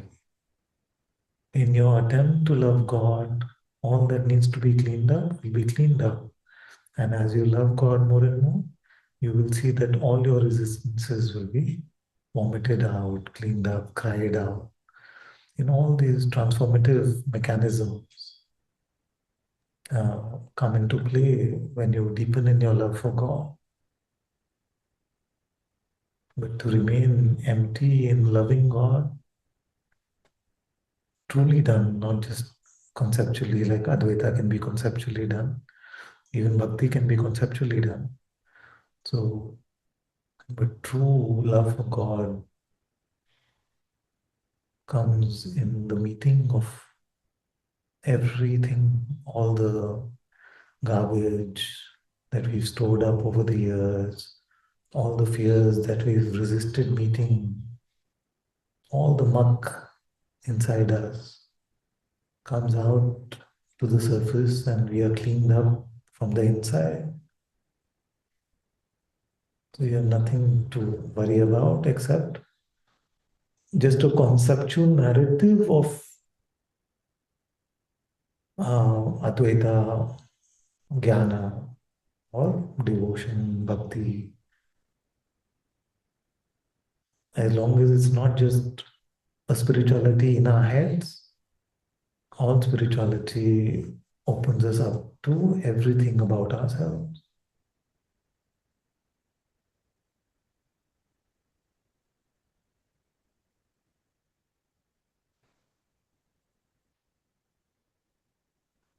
Mhm.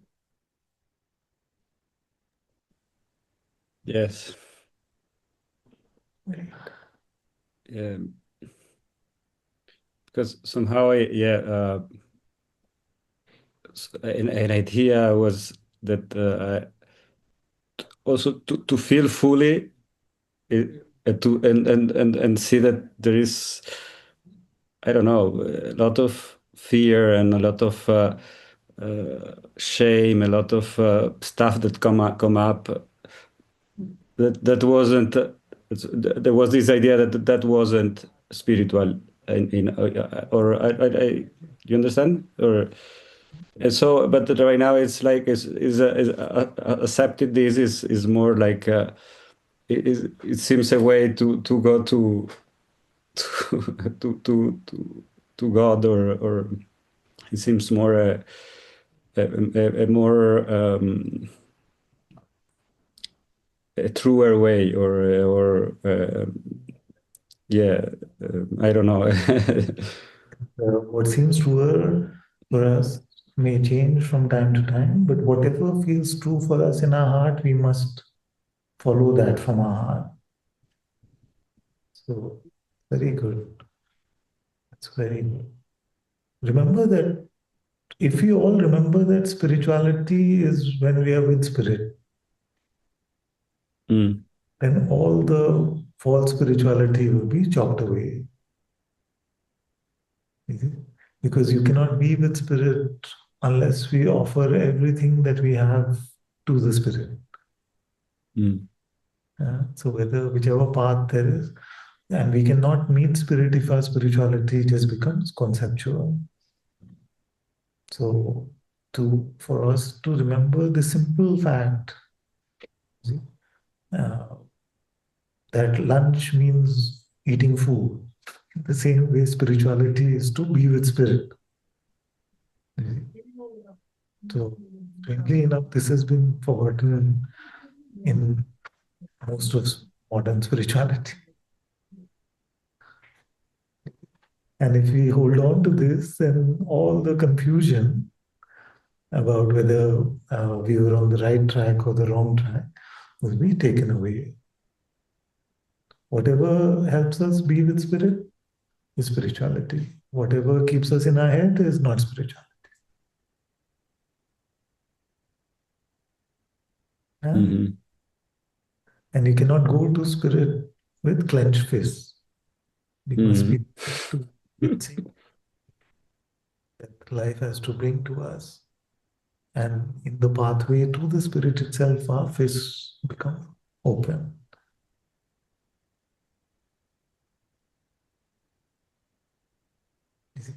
And that is why for the last 3-4 years, I have been ranting against like a lip service conceptual spirituality where all of us are able to say, I am not this or I am Brahman itself. But we just say it from a conceptual place instead of really opening our lives up, opening our hearts up fully. Many of our brothers and sisters still believe that the more convincing they are or they sound to others about how they are Nirguna Brahman is how deeply spiritual they are. Not having done any of the work of opening themselves up, meeting all the repression, all the feelings, all those things which start to show up when we look inside. Even Father Richard Rohr called it a wild monster or something like that, I forgot. So when we turn within, all this has to be met. But it's more convenient today to not turn within and just say that I understand. So I'm so glad that you notice the avoidance which happens in a conceptual spirituality, and you're moving towards a truer spirituality.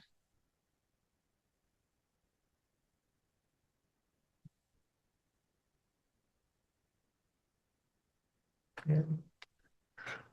Okay, my computer is almost dead. Is this what you said? To be in spirit, we have to offer everything to spirit. Yes, we have to. In our endeavor to be with the Atma, it opens us up fully.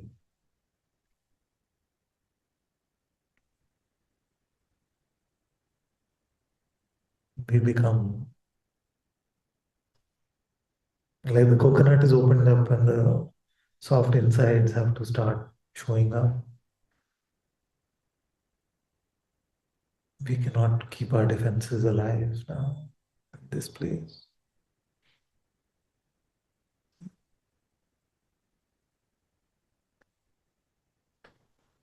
Okay, my computer is threatening to shut down, but we'll hear from Samia.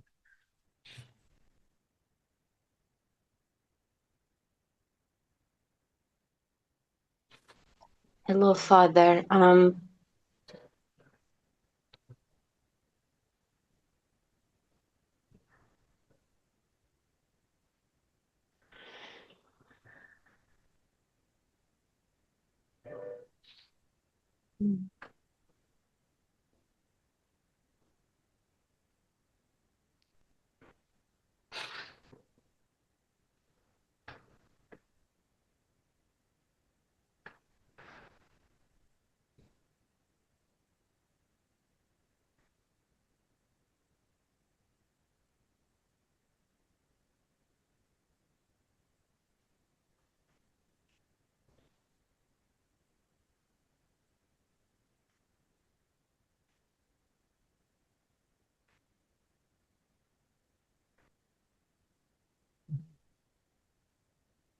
Can we love God together right now, both of us?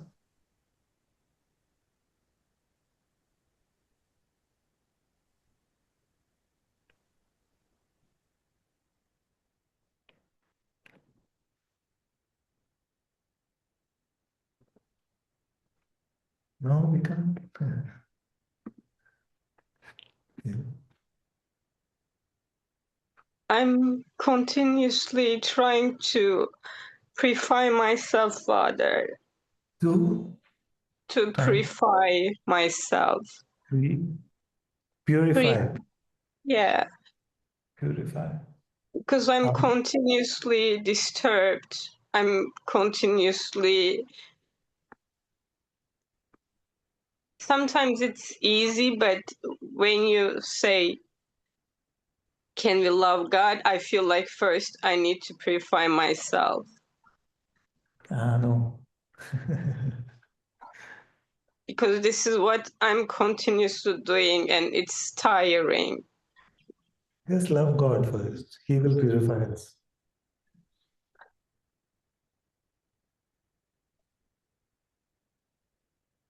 I don't know how to love him. I don't know. Just remember Him.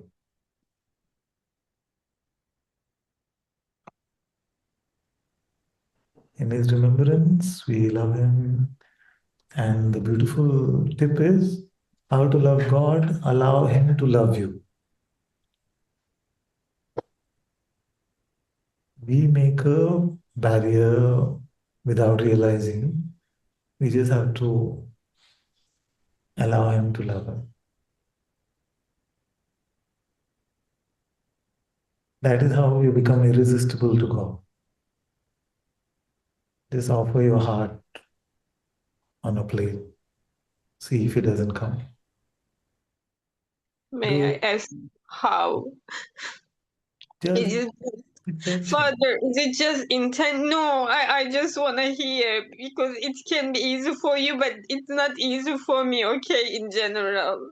So how to do it? Just to want, just to ask, what's that? Because I'm just continuously in work, Father, and I'm just so tired.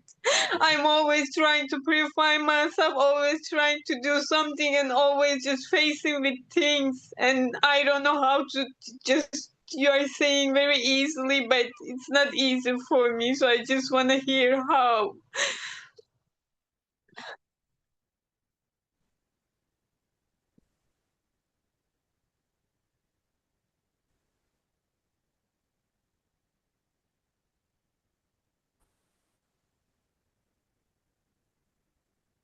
Yeah, come with it. Yeah, that's all. Okay. I see. Thank you.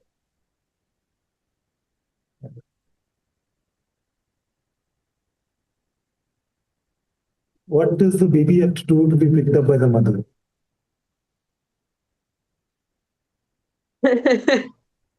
What I'm doing now. Then that's fine. If that's what you were doing, that is fine. So the baby does not need to go for a shower before the mother picks the baby up.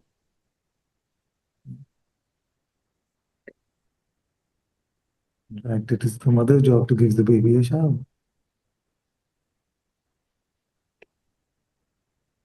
But you don't say in general like this. I do see in general like this only. What else do I? Well, I say all kinds of things, to be honest.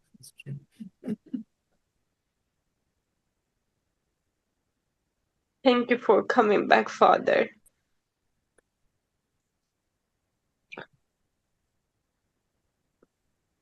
But you have to try, no? Just lift your hands up like that, like a baby. Expect that he will pick you up.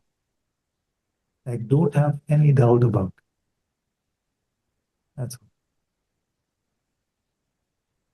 But do it. Actually, lift your hands up like a baby.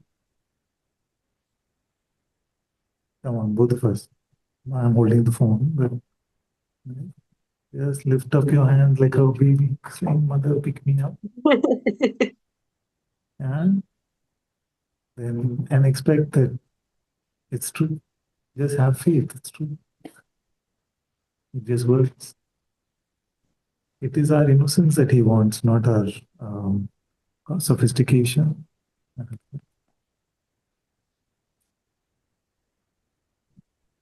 more innocent we can become, the easier this path.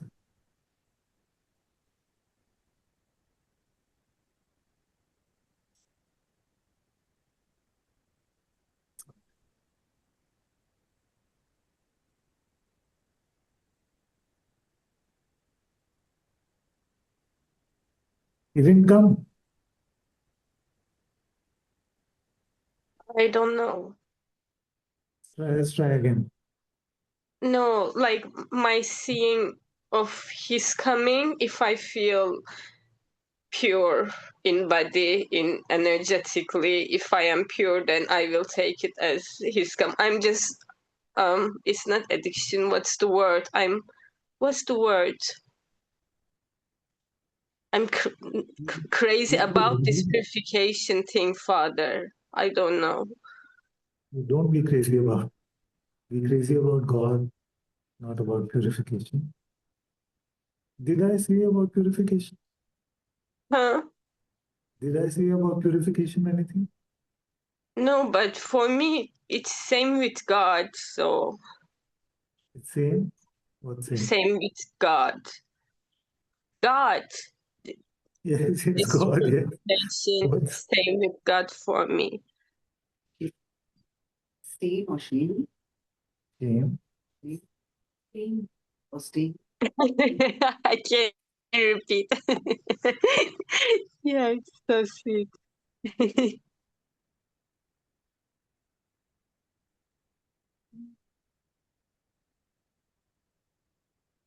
He does not put any condition except that he does not force himself on us. So if you consent to be loved by him, he has to respond.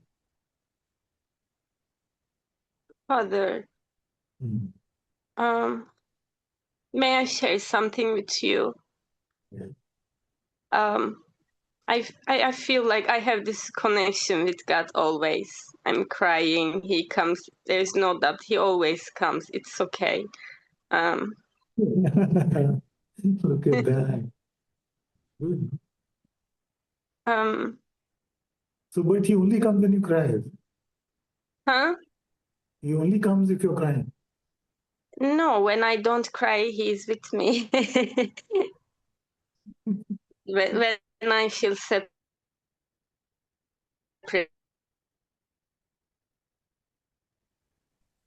Breaking up.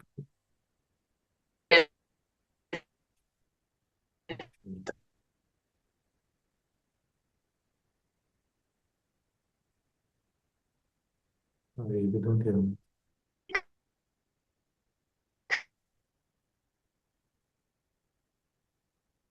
Just for me or for everyone?